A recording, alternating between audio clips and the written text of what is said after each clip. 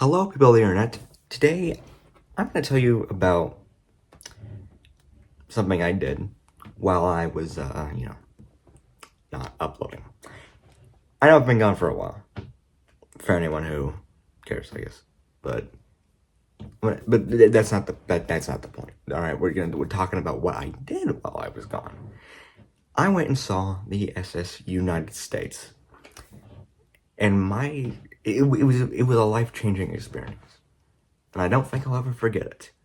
So I wanted to tell you about it, because I think, I don't know, at this point, at this stage, I don't know if you should go see it at this point in the process, but if you want to go see it, you probably should. It's probably getting very close to the point where you probably just won't be able to soon. But let me tell you about me going to see it. You see, it was a July vacation when we were going down south, of course, and I thought I might as well propose the idea of stopping by the SS United States on the way.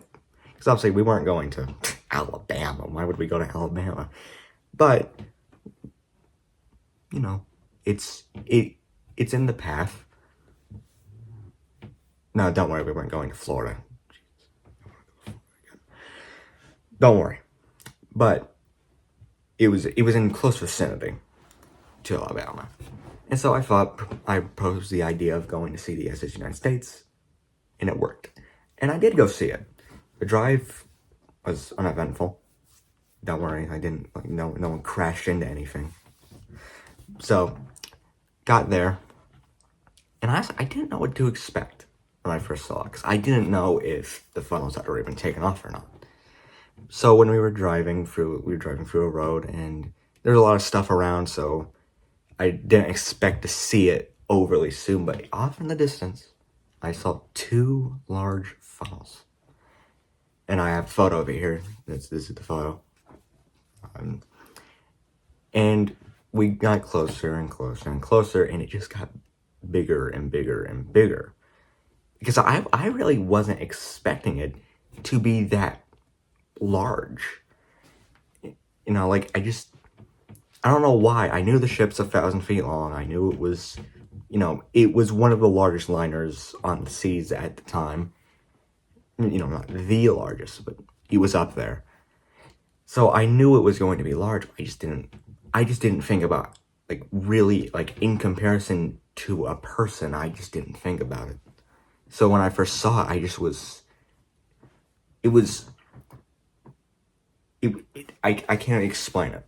It was such an experience, just seeing it, looking up at it, and just, I don't know, it was just such an experience. But one problem happened. It was raining, and so seeing the ship was cut short, also by the fact that we were all incredibly tired, because I hadn't been able to get sleep during the 8-hour drive.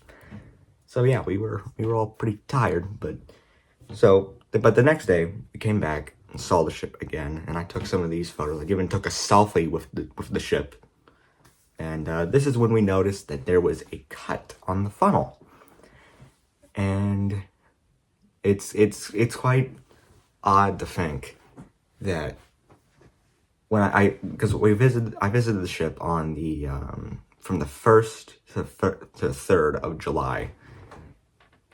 And I honestly didn't know what to expect, because here's some photos.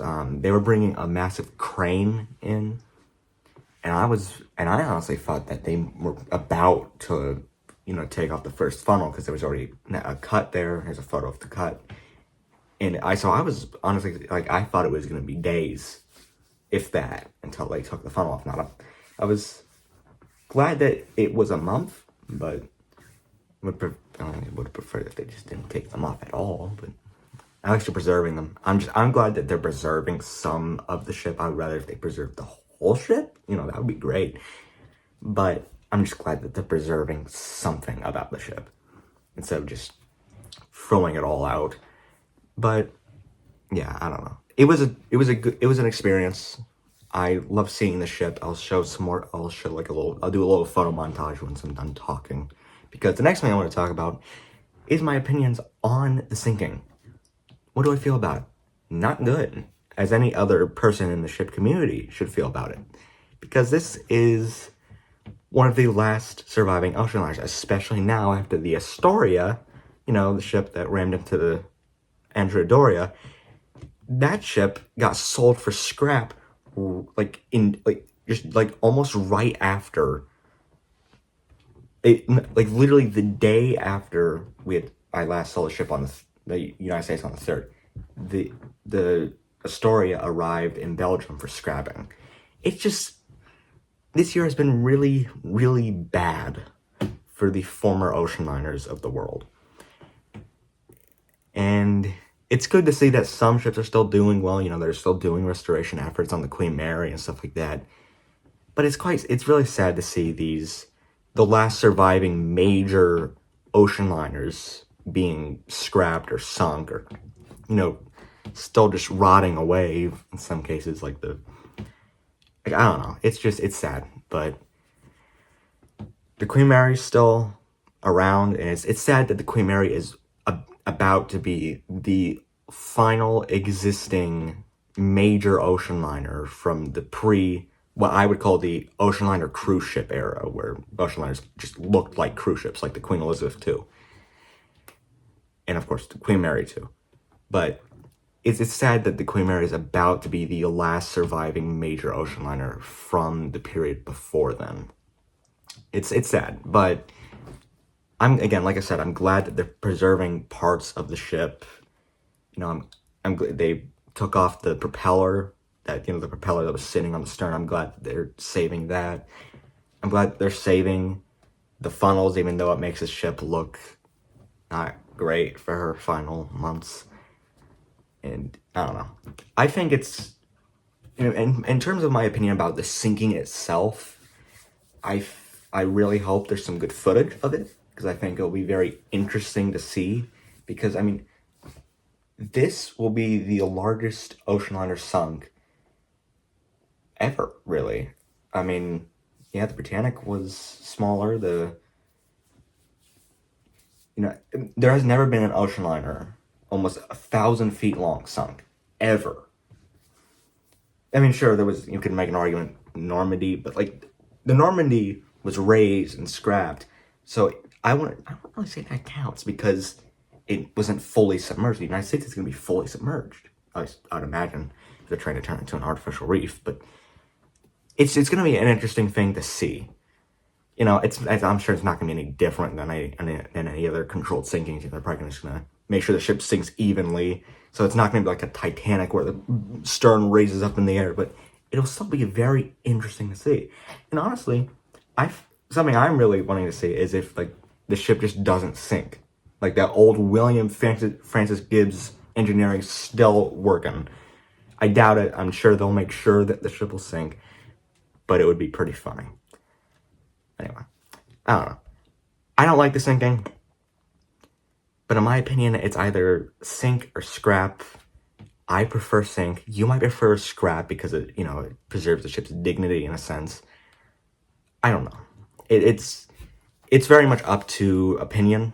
I would prefer sinking over scrapping, but I could easily understand why someone would prefer scrapping over sinking. I don't know. I just don't see a way that the ship could actually be saved and preserved, because it's just so, I saw the ship. It's in pretty bad shape. So I just don't know how it even could be saved at this point. Maybe there's a way. I'm no ship designer. I'm just a fan, I'm no expert. So maybe it could be saved in some way, but I feel like in all reality, it's either sinking or scrapping. And again, like I've said many times in this video already, I prefer sinking over scrapping. But again, I could easily understand why someone would prefer scrapping over sinking. It's just up to personal opinion. I'd love to hear your opinions on sinking, though, and just on the ship as in general. So make sure to comment, like, and subscribe. I've stooped to this low. I've stooped to new lows. Isn't that fun? 5 months really does something to a person. Anyway, I hope you enjoyed this video, and goodbye.